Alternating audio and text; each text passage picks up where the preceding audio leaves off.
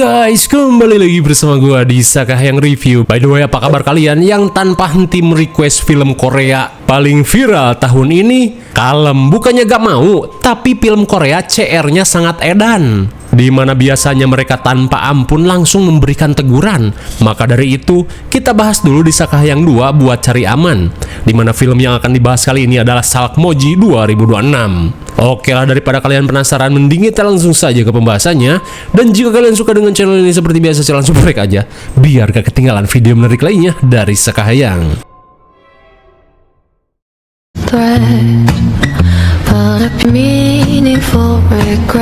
Film ini diawali dengan diperlihatkannya pasangan kumpul banteng bernama Yeon dan Jong Un yang sedang kekempingan di pinggir waduk Salkmoji. Sambil mendengarkan lagu, mereka terlihat mengisi waktu malam dengan memancing ikan deleg. The Bluetooth device is connected successfully. Mendengar speaker Bluetooth device on successfully. Yeon pun merasa jika speakernya kehabisan baterai, tapi tiba-tiba sesuatu yang aneh mulai terjadi.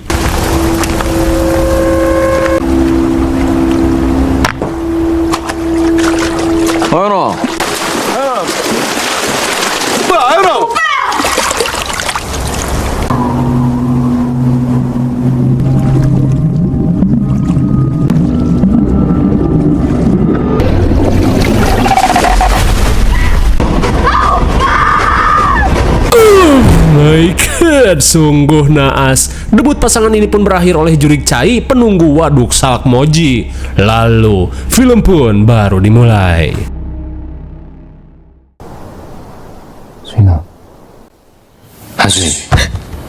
Singkat cerita, scene beralih pada karyawan teladan bernama Han yang terbangun oleh suara bisikan aneh setelah semalaman lembur. Di tengah keanehan yang terjadi, Han mendapat telepon dari si manajer yang memintanya untuk berkumpul di ruang meeting.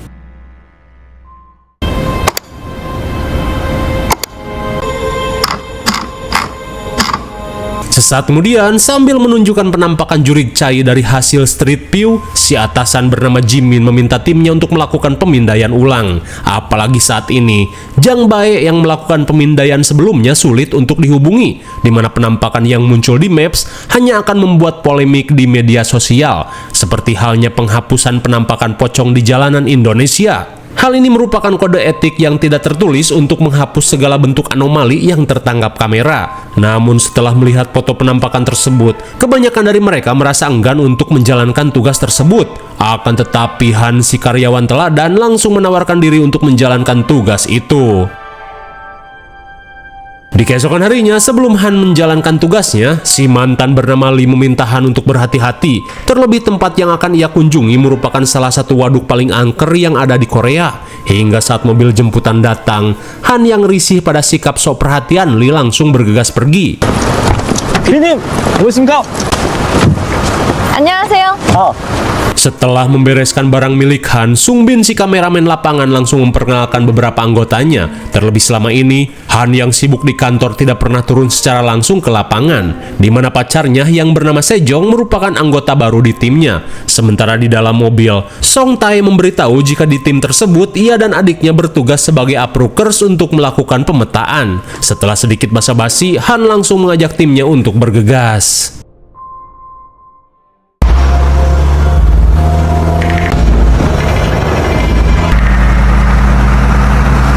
Di tengah perjalanan, Sejong menceritakan tentang penemuan jasad pasangan kumpul banteng yang diduga tewas setelah ditenggelamkan Jurik Chai ke dalam waduk. Mendengar hal itu sambil menunjukkan logo di bajunya, Jun berkata jika Jurik Chai penunggu waduk tidak bisa menenggelamkan dirinya, apalagi ia sempat menjalani pelatihan militer angkatan laut. Mendengar hal itu, Sung Bin meminta Jun untuk jangan berkata sompral. Terlebih sebelum menjadi waduk, Salkmoji merupakan kawasan pemakaman tua yang sengaja ditenggelamkan untuk menangani banjir. Dan menurut Cenah, setiap orang yang masuk ke dalam waduk akan mendapat teror. Akan tetapi Jun, si open-minded, tidak mempercayai masalah begituan. 똑같습니다.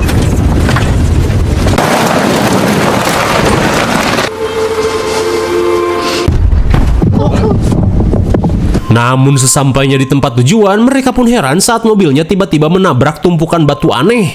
Padahal pas tadi mereka masuk, tumpukan batu ini tidak ada. 멀쩡한 걸 왜 부숴요? Melihat kelakuan para pendatang ini, emak-emak akamsi bernama Goang terlihat kesal dan menggerutu. Lantas untuk mempertanggungjawabkan kelakuan mereka, Mak Goang meminta semua orang untuk menyusun ulang batu-batu ini sambil memanjatkan doa. Tak ingin ribet, mereka pun langsung melakukannya.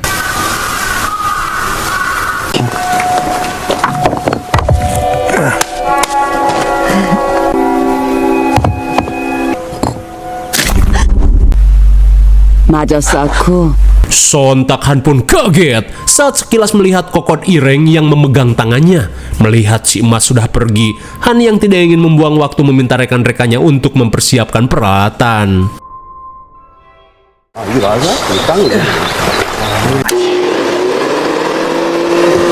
Namun di tengah persiapan, Han langsung menegur Sungbin dan Sejong yang sibuk memompa perahu karet.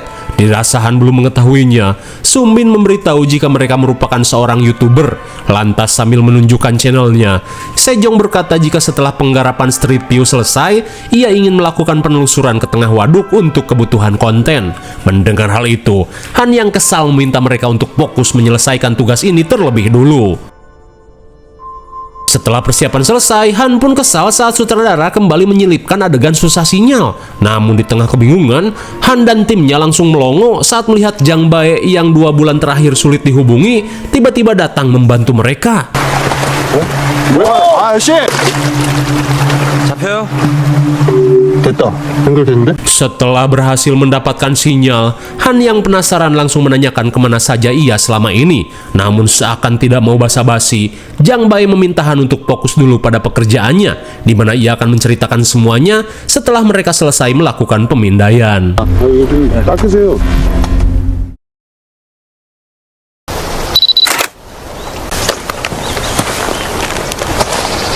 팀장님 말이야. 그때부터 이후로 조금 Beberapa saat kemudian, Sejong merasa ngeri saat menemukan batu nisan yang terkubur di pinggiran waduk. Dirasa kontennya akan meledak, mereka pun terlihat excited. Namun di saat itu pula, mereka tidak menyadari jika kamera sedang menangkap pergerakan aneh dari tengah waduk. Sementara di sisi lain, Song Tae pun bersiap untuk ngapruk sambil membawa kamera 360. Lantas setelah persiapan selesai, Han meminta Song Tae untuk mulai berjalan.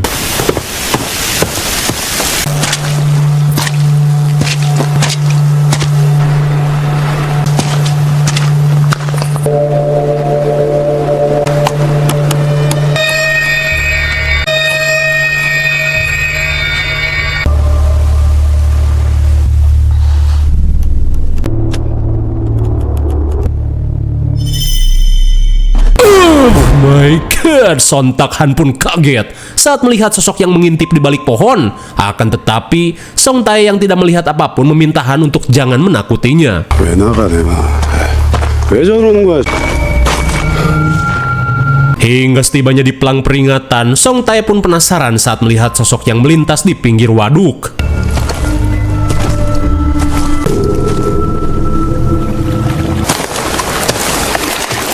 Mendengar suara kucibek air, jiwa kepo Song Tae mulai meronta-ronta. Alhasil ia pun langsung mengeceknya.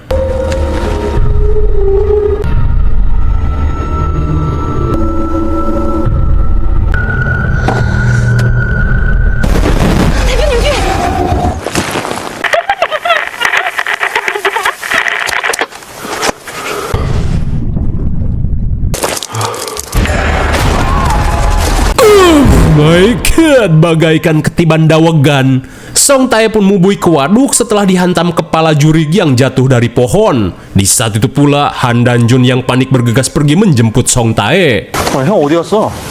형! 형 어딨어?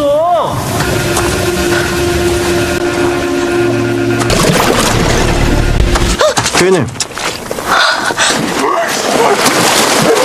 Di tengah ketakutan, Song Tae berkata jika barusan dirinya ketiban kepala manusia. Namun di saat itu pula, Jun yang menemukan wig berisi sesajen merasa konyol saat kakaknya ketakutan dengan wig boti perempatan. Meskipun heran, namun Song Tae yakin jika yang menimpanya tadi adalah sebuah kepala.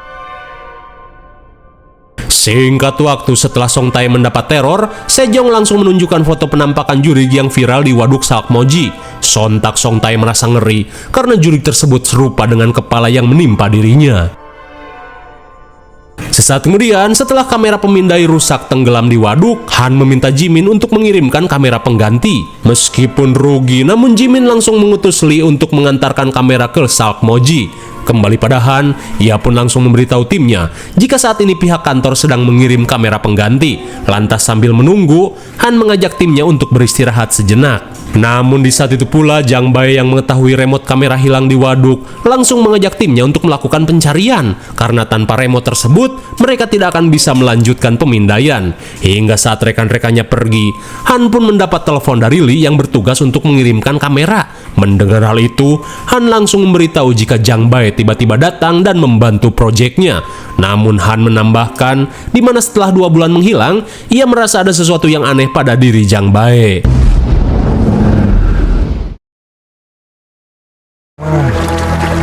이거 맞아? 뭐 봐? 저쯤 됐던 것 같은데? Di tengah pencarian remote, ia pun heran saat Jang Bae tiba-tiba mengetahui dan menanyakan permohonan Han ketika menyusun batu tumpeng. Karena menurut Cenah, permohonan apapun akan terkabul jika melakukan hal tersebut. Lantas Jang Bae memberitahu jika permohonannya pun sudah terkabul. 이 근처에 Saat remote tak kunjung ketemu, Jang Bae merasa jika Song Tae menjatuhkan remote itu di tempat lain. Alhasil, Jang Bae mengajaknya untuk pergi mencari ke sisi lain waduk.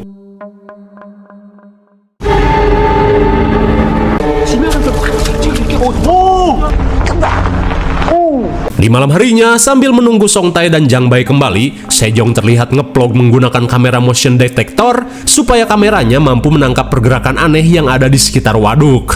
Sementara itu, Han mulai merasakan firasat buruk saat Song Tae dan Jang Bae belum juga kembali sampai saat ini.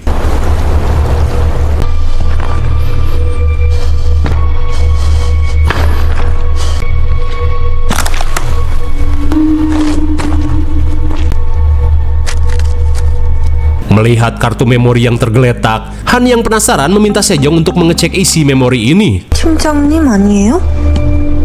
Rupanya kartu memori ini adalah milik Jang Bae yang juga sempat menyusun batu tumpeng di waduk ini meski dengan lokasi yang berbeda. Di tengah keheranan, Han pun mendapat panggilan dari Lee, di mana Lee kembali menanyakan apakah Han benar-benar bertemu dengan Jang Bae. Karena barusan ia mendapat kabar dari rumah sakit di mana Jang Bae sebenarnya sudah meninggoy. Setelah kepolisian menemukan jasadnya hanyut terbawa arus dari waduk Salkmoji, sontak Han pun syok parah saat mendengar kabar tersebut. Terlebih Jang Bae yang tadi siang ia temui merupakan jelmaan jurik penunggu waduk Salkmoji. 뭐야 진짜. 새네 새. 아니 어떻게 돌이 날라와. Di tengah keanehan yang terjadi, mereka pun merasa heran saat lampu penerangan tiba-tiba ditabrak seekor gagak Itachi. Hingga sesaat kemudian, perhatian mereka pun teralihkan saat mendengar suara radio yang menyala dari dalam tas.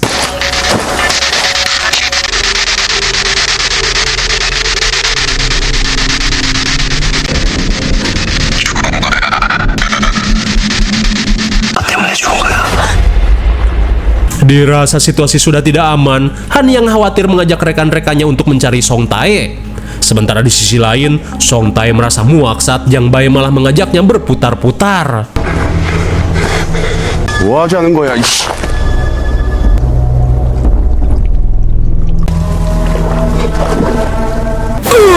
My God, bagaikan terkena genjutsu Uchiha Itai. Song Tae pun panik saat dirinya malah aprak-aprakan di air waduk.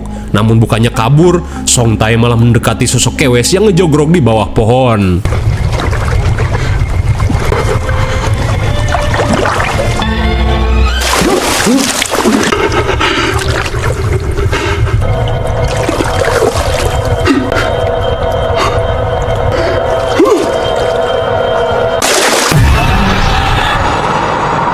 Sungguh naas, Song Tae pun tewas digondol jurik-jurik penunggu waduk. Sementara di sisi lain, dua bucin vlogger ini terlihat mencari Song Tae menggunakan kamera canggihnya. 되게 이상하다. 부터 찾아보자. 저기 누구 있다. Dirasa sosok itu adalah Jang Bae, Sejong mengajak gebetannya untuk menghampirinya. Namun saat didekati, mereka pun heran saat melihat Jang Bae tiba-tiba sedang menyusun batu tumpeng. Bersamaan dengan hal itu, Han terlihat panik karena dirinya malah terpisah dari rekan-rekannya. Untung saja Han tidak kebablasan ngapruk ke dalam waduk. Di tengah rasa syok, Han pun merasa lega saat Jun menemukan keberadaannya. 아니에요. 뭐 있는데 여기? My God, betapa syoknya Jun saat melihat kakaknya sudah tewas dengan keadaan nyangkut seperti layangan putus. Kembali pada Sungbin dan Sejong.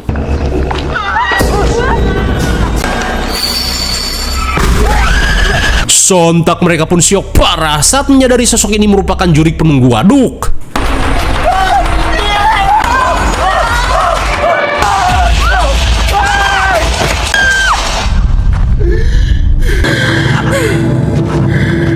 Belum reda kepanikan yang mereka rasakan, Sungbin dan Sejong pun syok parah saat melihat Song Tae yang sudah tidak bernyawa. Dirasa pelakunya adalah Jang Bae, Jun yang murka bersumpah akan menuntut balas. Kembali pada Lee yang akan pergi ke waduk Salkmoji. Terlihat ia pun disesatkan oleh kekuatan goib hingga membuat maps yang ia gunakan menjadi error. Di tengah kebingungan, Lee yang melihat sebuah rumah bergegas untuk menanyakan jalan.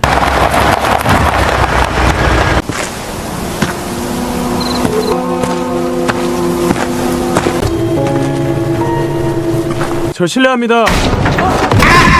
Ari mah kunaon? Rupanya rumah yang Lee datangi merupakan rumah emak Goang. Lantas, Lee pun merasa ngeri saat melihat sosok di dalam rumah emak Goang.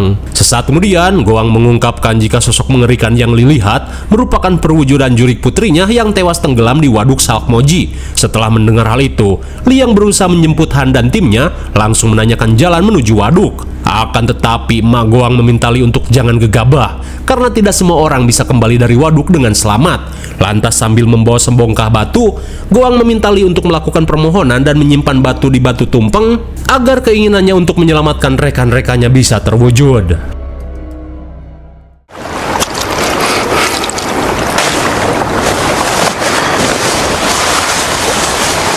Sementara itu, setelah menutup jasad kakaknya, Jun yang murka langsung meminta Sungbin untuk memberitahukan keberadaan Jang Bae. Namun jelas saja, Sungbin yang kena mental hanya bisa terdiam. Di tengah panasnya adu bacot, Han meminta Jun untuk tenang, di mana sosok yang menghabisi kakaknya bukanlah Jang Bae, tapi merupakan demit penunggu waduk yang menyerupainya. Terlebih sebelum melakukan pencarian, ia sempat mendapat telepon dari Lee jika jasad Jang Bae sudah berada di rumah sakit. Tapi jelas saja Jun yang open-minded tidak mempercayai hal tersebut.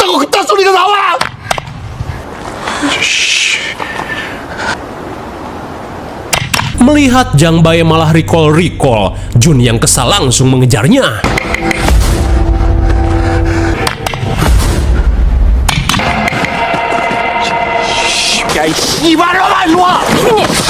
Setibanya di pinggir waduk, Han dan yang lainnya berusaha menyadarkan Jun untuk jangan memasuki air waduk terkutuk ini. Akan tetapi, Jun yang murka dan yakin akan kemampuannya berenang tidak menghiraukan hal tersebut.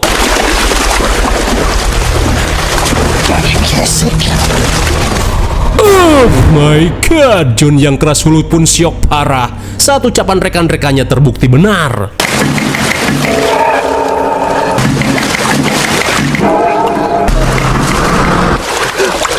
Bagaikan sedang treadmillan, Jun pun panik saat dirinya hanya kukucuprakan di tempat yang sama.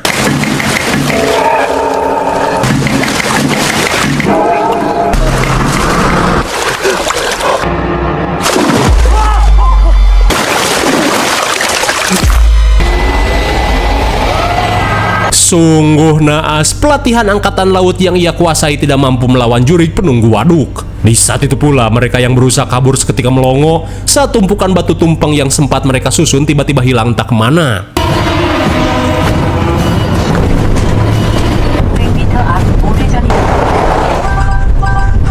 Namun setelah jauh abret-abretan, mereka pun panik saat maps tiba-tiba error.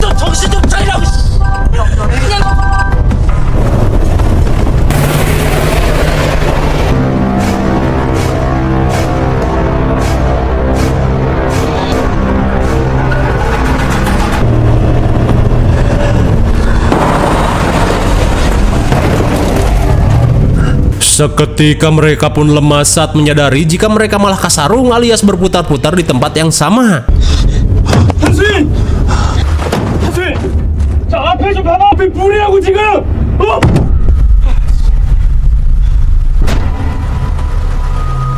Untung saja Lee yang datang berhasil menghentikan mobil sebelum mubui ke dalam waduk. Lantas bagaikan orang yang berusaha menahan berak, Lee langsung memperlihatkan batu yang ia bawa supaya mereka bisa keluar dari tempat ini. Sesaat kemudian mereka mulai berdiskusi tentang rencana Lee yang akan membuat permohonan di Batu Tumpeng agar mereka bisa keluar dari wilayah ini. Meski patut dicoba, namun Han merasa jika di setiap permohonan pasti ada konsekuensinya, di mana sebelumnya Han sempat membuat permohonan agar bisa bertemu dengan Jang Bae. Tapi ternyata kehadiran Jang Bae malah membuat beberapa rekannya terbunuh. Dirasa semua ini hanya tipu muslihat para demit, Han mempunyai ide untuk menghancurkan saja Batu Tumpeng permohonan itu. Akan tetapi Sung Bin dan Sejong yang ketakutan tidak berani untuk ikut. Dirasa tak ada waktu lagi, akhirnya Han dan Lee memutuskan untuk melakukannya berdua saja. Setelah mereka pergi, Sejong yang ketakutan merasa menyesal. Terlebih ketika dirinya menyusun batu, ia sempat memohon untuk bisa melihat hantu guna dijadikan konten. Mendengar hal itu, Sung Bin yang tidak ingin hal buruk terjadi mengajak Sejong untuk kabur dan menyerahkan semuanya pada nasib daripada harus menunggu hal yang tidak pasti. Meskipun tak tega meninggalkan Lee dan Han, namun atas bujukan ayang Sung Bin, akhirnya Sejong pun setuju.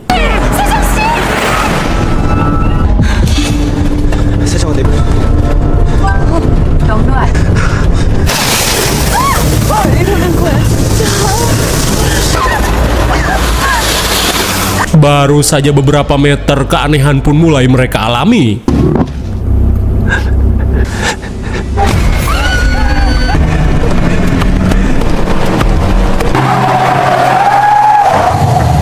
Tanpa diduga, setelah di jumpscare bebenguk kunti Roblox, mereka berhasil keluar dari kawasan Waduk Salkmoji. Meskipun kaget, mereka pun merasa lega saat berhasil ditemukan oleh petugas polisi yang sedang berpatroli. Sesaat kemudian, si petugas yang kebetulan mengalami mogok meminta bantuan Sung Bin untuk menjamper aki mobilnya. Saat Sung Bin membantu salah satu petugas, Sejong yang menjalani interogasi seketika panik saat mencium bau amis dari tubuh si petugas.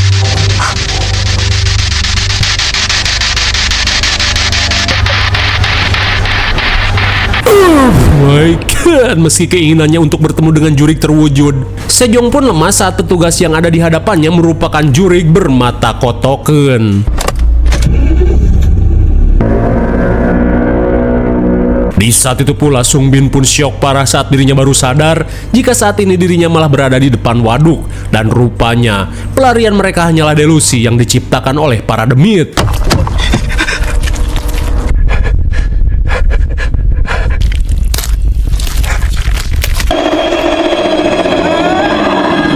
Apakah Sejong dan Sung Bin baik-baik saja? Kembali pada Han, sesampainya di dekat jasad Song Tae, Han langsung mengambil tablet milik Sejong untuk mengecek lokasi batu tumpeng yang pernah Jang Bae susun. Dan setelah dilihat, ternyata batu itu berada di seberang waduk. Namun sesaat kemudian, mereka pun panik saat mendengar sambungan radio dari Sejong yang meminta tolong.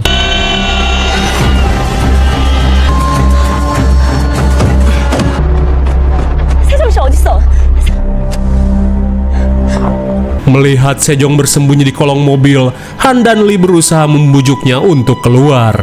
Tapi tiba-tiba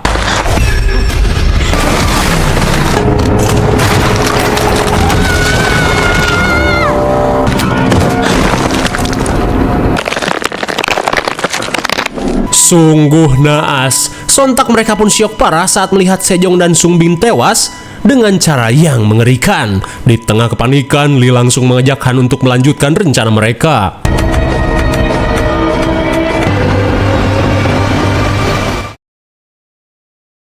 Selang beberapa saat, dengan menggunakan perahu karet milik Sejong, Lee mengajak Han untuk pergi ke seberang waduk.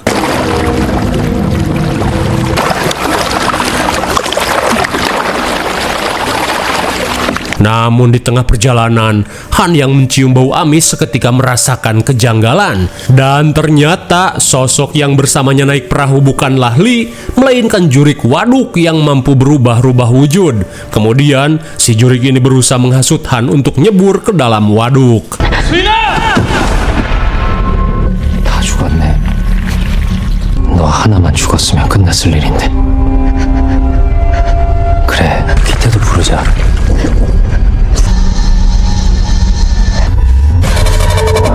Setelah Han tersadar oleh panggilan Lee, ia pun berusaha untuk meraih dayung yang mengambang. Melihat Han digondol jurig, tanpa pikir panjang Lee langsung nyebur untuk menyelamatkannya.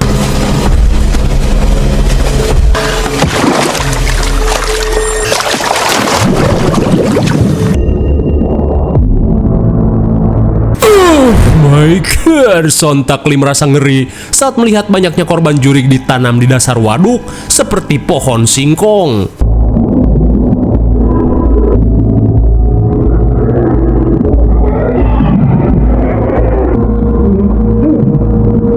Di tengah kepanikan, Lee bergegas membebaskan kaki Han yang tertanam di dasar waduk.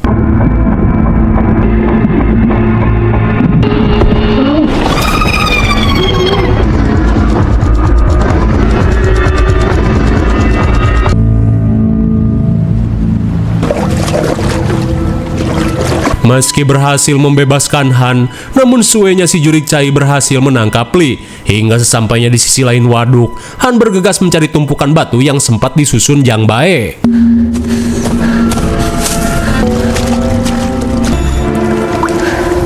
Hingga sesaat kemudian, Han langsung menjalankan rencananya untuk membongkar tumpukan batu tumpeng ini yang menjadi sumber malapetaka.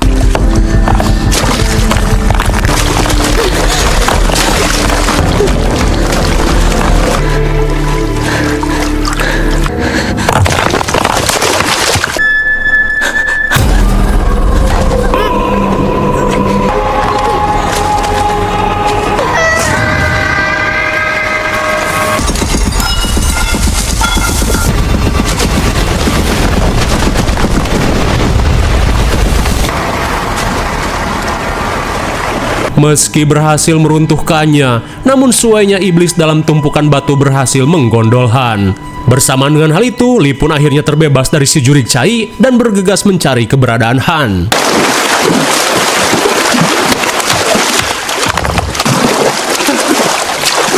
Entah bagaimana caranya, Han pun berhasil kabur dari si jurik cai, namun kini Han terlihat berbeda seolah-olah bukan dirinya lagi.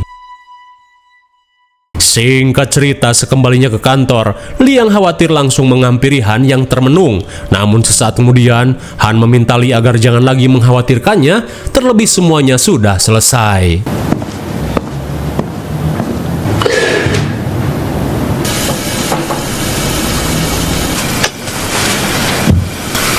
거긴 가지 말아야 했어.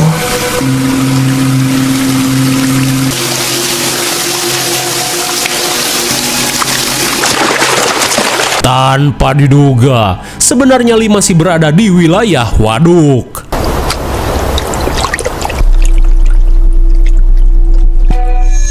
절대로. Rupanya, si jurik cai yang telah menangkap Han menjadikannya sebagai inang untuk meneror calon korban berikutnya. Lalu, film pun sudah berakhir.